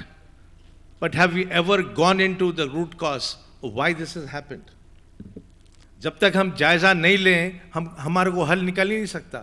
اگر حل نہیں نکلا تو جو ہے امپلیمنٹیشن ہو ہی نہیں سکتا اور ہم اس اندھیرے کے گہوارے سے باہر نکل ہی نہیں پائیں گے. آج میں سمجھتا ہوں کہ ملک کے اگر حالات کا جائزہ لیں ایک ہی چیز جو ہم کو اس اندھیرے سے نکال سکتی ہے, اس تاریکیوں سے نکال سکتی ہے, وہ ہے تعلیم. جب تک یہ زور مکمل قوم تعلیم پہ نہ دیں ہم اس اندھیرے میں, اس گہری گھائی میں جو ہے چلے گئے ہیں کہ وہاں سے نکلنا بہت مشکل ہے. میں سمجھتا ہوں کہ سارے لوگ جو یہاں تشریف فرما ہیں, آپ لوگ جو بیٹھے ہیں, ان سب کا جو ہے ایک جوائنٹ ایفرٹ ہونا چاہیے. علماء اکرام یہاں بیٹھے ہیں, ان کا, سوشل سائنٹسٹ کا, جرنلسٹ کا, پولیٹیکل لیڈرز, سوشل لیڈرز, یعنی ان سارے لوگ جب تک ایک جٹ نہیں ہوئیں گے جب تک اس کے باہر ہم کو نکلنا ناممکن ہے. اس چیز کے لیے اور ایک چیز کی جو بہت سخت ضرورت ہے وہ ہے ہم میں آپسی اتحاد. جب تک اتحاد نہیں ہوگا, آج تو جو ہے اس قوم کی, جس کو سچر کہتا ہے کہ جو ہے سب سے پچھڑی قوم ہے, سب سے بڑی بدقسمتی یہ ہے کہ ہم ایک پلیٹ فارم کے اوپر ایک ساتھ چائے ہمارے مسائل کے اوپر پینے راضی نہیں ہیں. جب تک ہم اپنی انا کو نہیں کچلیں گے, یہ قوم کو اگر ہم سمجھتے ہیں کہ یہ خود بخود کوئی اسپرنگ ہے وہ اوپر آ جائے گی, میں سمجھتا ہوں کہ ہم بہت بڑی غفلت میں ہیں. اور حیدرآباد ایک بہت بڑا شہر ہے, یہاں پر بہت بڑی تعداد میں مسلمان ہیں, یہاں کے حالات بہت مختلف ہیں, مگر ایک بہت بڑا طبقہ, ایک بہت بڑی آبادی اضلاع میں بھی رہتی ہے. اگر جب تک ہم جو ہے بنیادی طور کے اوپر اسکول نہ کھولیں, یہ ہمارے کالجز آف ہائر لرننگ بے معنی ہو جائیں گے. بنیادی تعلیم کو اگر ہم جب تک مستحکم نہ کریں, میں تو یہ کہتا ہوں شاہ عالم صاحب, آپ جہاں پر اتنے میڈیکل کالجز کی بات کی ہے, میں بہت زیادہ خوش ہوتا کہ اگر آپ یہ بھی اعلان کرتے ساتھ ساتھ کہ جو ہے جہاں پر آپ میڈیکل کالج کھولیں گے وہاں پہ بنیادی تعلیم کے اسکول بھی کھولیں گے. اضلاع میں جو ہے اس کام کی بہت ضرورت ہے. حیدرآباد میں تو جو ہے بہت زیادہ کام ہو ہی رہا ہے اور انشاءاللہ ہوتا رہے گا, بڑھے گا بھی. مگر جب تک یہ جہاں جیسے محبوب نگر ہو, نلگونڈا ہو, نظام آباد ہو, عادل آباد ہو, ان مقامات کے اوپر کوالٹی انسٹیٹیوشنز جب تک نہیں ہوں گے ہمارے پاس پروڈکٹ کہاں سے آئے گا.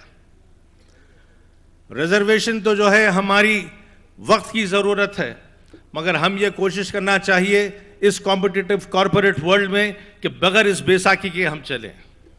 یہ تو ہماری بیساکھی ہے, وقت ہم کو ایسا کر دیا مجبور کے جو ہے اس کے سہارے چلنا پڑ رہا ہے, مگر مسلمان کبھی بیساکھی کے ذریعے لمبا راستہ طے کرے یہ ممکن بھی نہیں ہے, مناسب بھی نہیں ہے. تو میں سمجھتا ہوں امبی جماعت صاحب مسلم ایجوکیشن سوسائٹی کے صدر ہیں کل ہند. آپ کی جے پور کانفرنس میں بھی شریک ہونے کا موقع ملا تھا امبی صاحب. وہاں پر آپ جو ہے اعلان کیے تھے کہ ایک ادارہ آپ سپورٹ کریں گے. میں یہ چاہوں گا کہ امبی چماٹ صاحب جو کہ ایک بہت سکسیسفل صنعت کار بھی ہیں, بہت سکسیسفل صنعت کار ہیں ماشاءاللہ, اللہ ان کی انڈسٹری میں اور جو ہے کامیابی عطا فرمائے. یہ ایک رورل تلنگانہ کے لیے you should announce a school today, sir. I want you to do this, please. You've done this in elsewhere. میں آپ کے کئی اداروں سے, because of the Islamic Development Bank, I tour the length and breadth of the country very often. And my favorite state is Kerala, because the kind of work the MES and the other societies have been rendering in Kerala is exemplary. It's stupendous. I mean, I would want to replicate the work of Kerala, more so South India, in North and East India. Hindustan کا اگر آپ دیکھیں, پوری آدھی آبادی صرف 5 ریاست میں رہتی ہے مسلمانوں کی, بہار, بنگال, یو پی, آسام, کشمیر. اور اگر آپ جائزہ لیں ہماری تعلیم کا, تو یہی وہ جگہ ہیں, یہی وہ ریاستیں ہیں جہاں ہم سب سے پچھڑے ہیں. We don't have one single engineering college in the entire state of West Bengal where Muslims constitute 30% of its population. We have one engineering college in the whole of Assam where we are again 35%. More emphasis has to be laid. I would urge the MES to concentrate on these areas of Bihar and Assam, Bengal, so that, we have a uniform development of this country. And I would want to appeal to the government of India. اگر آپ یہ چاہتے ہیں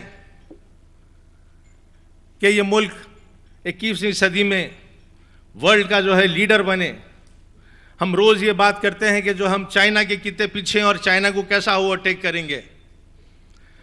میں آپ کو ایک formula یہ دیتا ہوں, آپ چائنا کو جو ہے اوورٹیک جب ہی کر پائیں گے جب یہ 17 کروڑ 18 کروڑ مسلمانوں کو ترقی کے راستے پہ ساتھ لے کے چلیں گے. آپ یہ 18 کروڑ کو اگر جب تک آپ جو ہے دبائیں گے وقتیہ طور کے اوپر ووٹ بینک کے واسطے, آپ جو سنہرا ہندوستان کا خواب صرف خواب رہ جائے گا.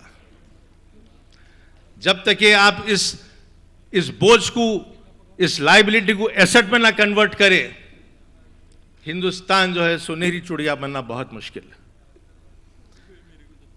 اور صاحب آصف پاشا صاحب, بارہا ہم نے اس پوائنٹ کو جو ہے ویریس فورمز میں جو ہے ریز کیا ہے. گورنمنٹ ہائر ایجوکیشن کو بہت سپورٹ کر رہی ہے, ٹیوشن فی ریمبرسمنٹ دیتی ہے. جو بھی بچہ اعلیٰ تعلیم حاصل کرنا ہے اس کو جو ہے تعلیم, اس کی ساری فیس ادا کرتی ہے. مگر اعلیٰ تعلیم کے اداروں میں داخلہ لینے کے لیے ان کو پہلے تو اسکول میں پڑھنا پڑے گا. اسکول کی فی ریمبرسمنٹ مڈل اسکول کی جو ہے 600 ہے, ہائی اسکول کی 800 ہے.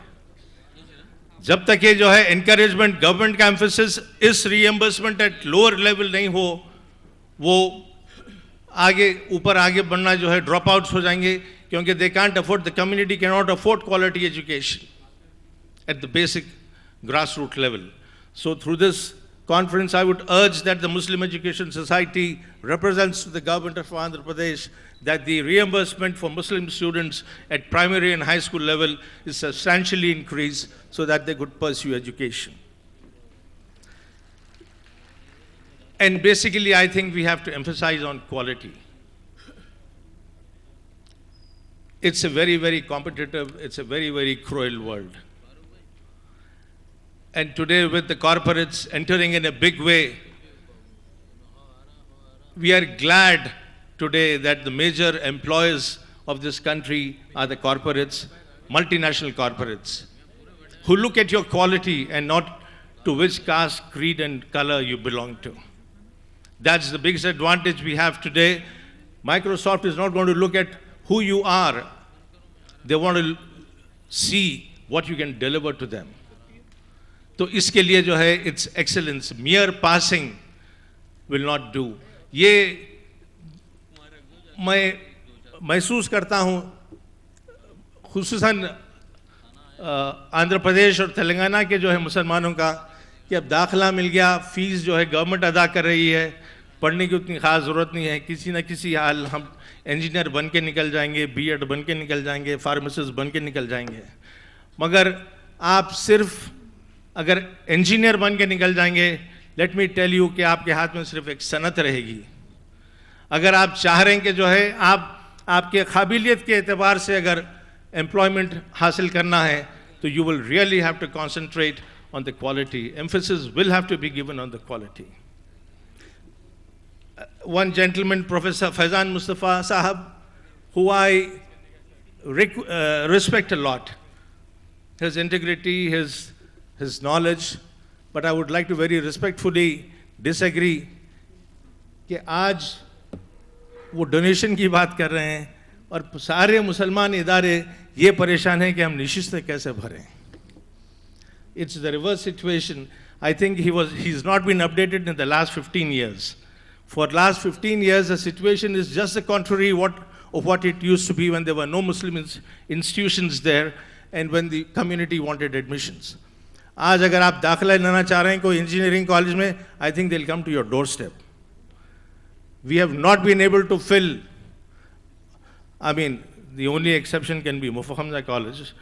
اس کو میں ہٹ کے بات کروں, I mean, 35 more minority colleges are there. یہ اس قدر دشواری سے گزر رہے ہیں کہ اگر کوئی مسلمان بچہ داخلہ لینے کے لیے راضی ہے تو I think these colleges are willing to offer you door delivery. They will come and accept your certificates at your door and ensure that you get admitted. The situation is so pathetic on the, یعنی چونکہ ان کے نشستیں نہیں بھر رہی ہیں, اس سال 32 Muslim engineering colleges have applied for a no objection certificate from JNTU for reduction in their intake. خالی جا رہی ہیں ان کے سیٹس, اور جو ہے حکومت بول رہی ہے کہ جو ہے تمہاری انٹیک 420 ہے تو اس لحاظ سے جو ہے تمہارا یعنی فیکلٹی ہونی چاہیے. تو جو ہے چونکہ ہم وہ میٹ نہیں کر پا رہے ہیں, ہم یہ کہہ رہے ہیں کہ جو ہے we'll voluntarily reduce our intake. So the situation, Mr. Mustafa is not here for my reply, but it's just the contrary. علی گڑھ کی بھی بڑی کا ذکر ہو رہا تھا, اور شاہد خواجہ شاہد صاحب از مائی فیلو ممبر ان دی علی گڑھ court. Aligarh is doing good now. This year by the NAC it was adjudged the third best university in the country. That's a welcome change. مگر علی گڑھ we don't have to look at these, these institutions as we looked at them during the past. پہلے علی گڑھ تھا, جامعہ ملیہ تھا, حیدرآباد کا بچہ بھی جاتا تھا علی گڑھ میں داخلہ لیتا تھا. مگر now the situation is reverse. People from Bihar come to Andhra Pradesh, to Telangana to pursue education. So the situation is very different today. There are a lot more speakers to be speaking, but I would urge the community to get together, put their minds and hearts together, and ensure that the basic education, the primary education is taken up at a big level, because unless and until we don't emphasize on primary education and secondary education and quality in higher education, I don't think we'll be able to be successful in our endeavors and in what we propose to do. I once again thank the MES for having given me this opportunity of expressing and sharing my thoughts with you. Thank you so much. Jai Hind. MES کے ایک اہم رکن جناب ابراہیم خلیل صاحب جناب ظفر جاوید صاحب کی خدمت میں مومنٹو پیش کریں گے. خلیل الرحمان صاحب, جناب خلیل الرحمان صاحب.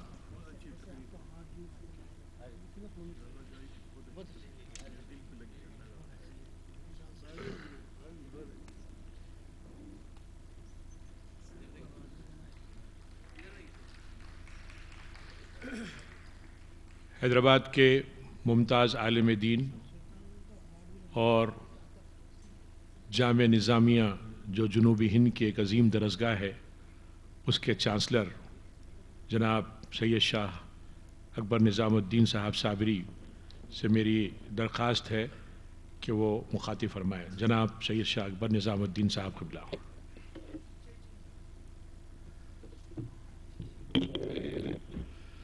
अस्सलामु अलैकुम।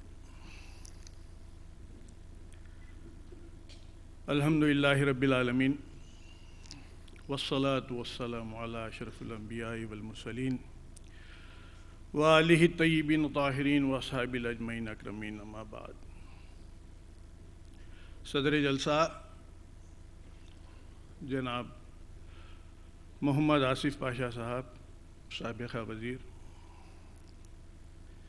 मेहमान खुसूसी जनाब अज़ीज़ क़ुरैशी साहब साबिक़ गवर्नर, शह नशीन पर तशरीफ़ फरमा दानिश्वर, तालीमी माहिरीन, ख़वातीन व हज़रात, सबसे पहले मैं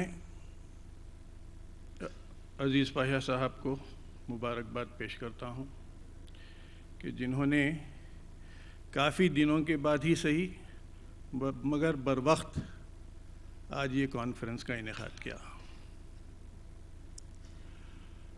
तालीमी मैदान में मैं दो तरह से वाबस्ता हूँ। मजहबी तालीम का जहाँ तक ताल्लुक़ है, जामे निज़ामिया जो शुमाली हिंद की ख़दीम तरीन दरसगाह है उसका अमीर मजलिस हूँ, और अलहाज सुल्तान सलाहुद्दीन ओवैसी साहब साबिक़ा सदर नशीन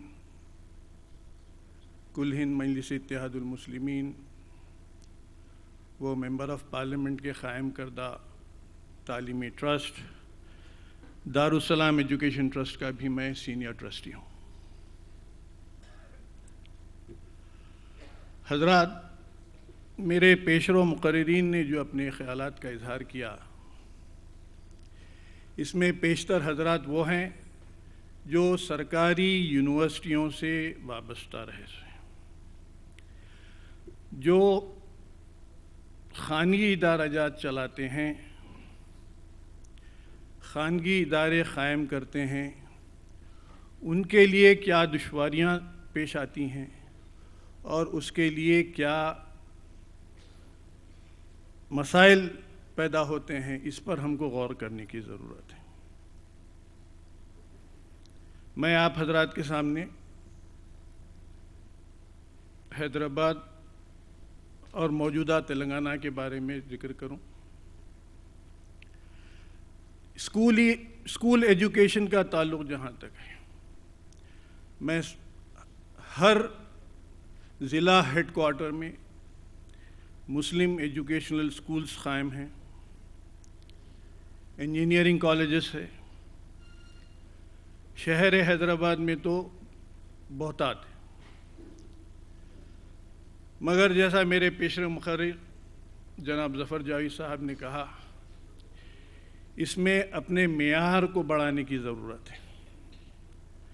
हमारे बच्चों का मेयार दिन ब दिन पस्त होते जा रहा है, चूँकि दारुस्सलाम का एक बैंक भी है, इस बैंक का मैं सदर भी हूँ। तो जब बैंक में रिक्रूटमेंट का वक्त आता है तो हम बज़रिए अखबार तहरीरी इम्तिहान एप्लीकेशन इनवाइट करते हैं, उस पर तहरीरी इम्तिहान लेते हैं और उसके मेरिट के असास पर इंटरव्यू लेकर तक़र्रुरात करते हैं। मैं ये देख रहा हूँ कि चंद बरसों में जो बच्चे हमारे पास आ रहे हैं, और वो यकीनन मुसलमान लड़के ही है, मेयार दिन ब दिन पस्त होते जा रहा है।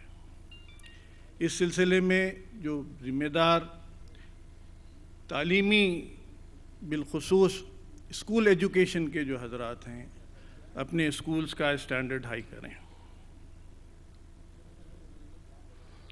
دوسرا جامعہ نظامیہ کا جہاں تک تعلق ہے، غالباً ہمارے فیضان مصطفیٰ صاحب اور خواجہ صاحب نے کہا کہ جامعہ نظامیہ اس وقت قائم ہوا تھا جب جامعہ عثمانیہ کا وجود نہیں تھا، اور جامعہ نظامیہ میں سرکاری دفاتر میں تقرر کی غرض سے جیسا لاہور یونیورسٹی پنجاب میں منشی کا کورس ہوا کرتا تھا، اسی طرح جامعہ نظامیہ میں بھی درس نظامی مطلب فقہی تعلیم کے علاوہ منشی کا کورس بھی ہوا کرتا تھا. چنانچہ اس وقت بلا مذہب امتیاز مذہب ملت تمام لوگ جامعہ نظامیہ سے پڑھا کرتے تھے. جب جامعہ نظامیہ کا قیام آصف جاہ نواب میر محبوب علی خان بہادر نے کی، اس کے بعد جب سلطان العلوم اعلیٰ حضرت نواب میر عثمان علی خان بہادر نے جامعہ عثمانیہ کا قیام عمل کیا، تو جامعہ نظامیہ کو صرف مذہبی تعلیم کی حد تک مختص کر دے کے جامعہ عثمانیہ میں عصری تعلیم کی شروعات کی. اردو ذریعہ تعلیم کا جہاں تک تعلق ہے، جامعہ عثمانیہ جنوبی ہند کی واحد یونیورسٹی تھی جس کا درس نصاب اردو رکھا گیا تھا، اور ہمارے جو سابقہ چنا ریڈی صاحب چیف منسٹر تھے ڈاکٹر، وہ اردو میڈیم کے ہی ڈاکٹر آف میڈیسن تھے. یہ حکومتوں کی سازش رہی اور اردو کو قصداً ختم کرنے کی غرض سے عثمانیہ یونیورسٹی کا کیریکٹر چینج کیا گیا. اس وقت کے چیف منسٹر صاحب، یہ مجھے کہتے ہوئے کوئی پس و پیش نہیں ہو رہا، جو وزیر اعظم ہند بھی بنے تھے پی وی نرسمہا راؤ صاحب، جب اردو کو ختم کیا جا رہا تھا تو اس وقت کے جو اردو داں حضرات تھے، بلا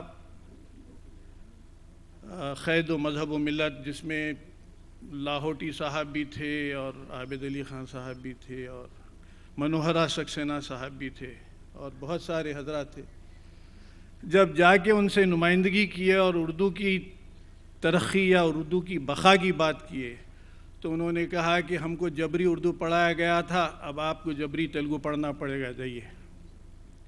تو اس ذہن کے جب لوگ اقتدار پر رہتے ہیں تو اقلیتوں کا اللہ ہی حفاظت کرنے والا ہے. اب رہا جیسا ظفر جاوید صاحب نے کہا کہ مشورے تو بہت آتے ہیں، عمل کی ضرورت ہے. اب جو ہمارے سرکاری محکموں میں یونیورسٹیوں میں جو تجربہ کار حضرات ہیں، وہ لوگ مل کر ہمارے ذریعے تعلیم میں اسٹینڈرڈ تعلیمی ادارہ جات تو بہت قائم ہوتے جا رہے ہیں، اور میں سمجھتا ہوں یہ ہم فخر کے ساتھ کہہ سکتے ہیں کہ جتنا جنوب میں تعلیمی سرگرمیاں شروع ہوئی ہے، بعد میں یہ میں پارٹیشن کی بات کر رہا ہوں، اگر آپ علی گڑھ کو اور اسے وہ کریں گے تو غلط بات ہے. پہلے جو ہے ہمارے 19